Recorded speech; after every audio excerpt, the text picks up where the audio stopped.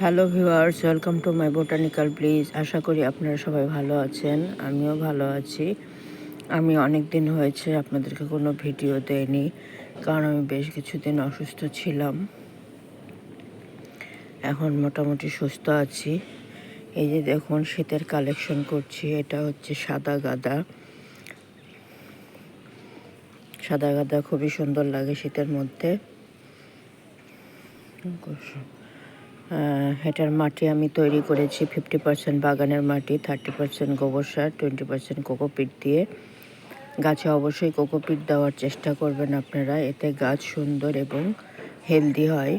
গাছের পাতা দেখুন সবুজ সতেজ আছে। গাছ খুব আমি 1 সপ্তাহ হয় গাছ প্রতিস্থাপন করেছি। আস্তে আস্তে এটা আরও সুন্দর হবে, আপনাদেরকে আপডেট দিব আমি। ভিডিওটি ভালো লাগলে প্লিজ সাবস্ক্রাইব করবেন, সাবস্ক্রাইব করে আমার পাশে থাকবেন। আজকে আসি, টাটা।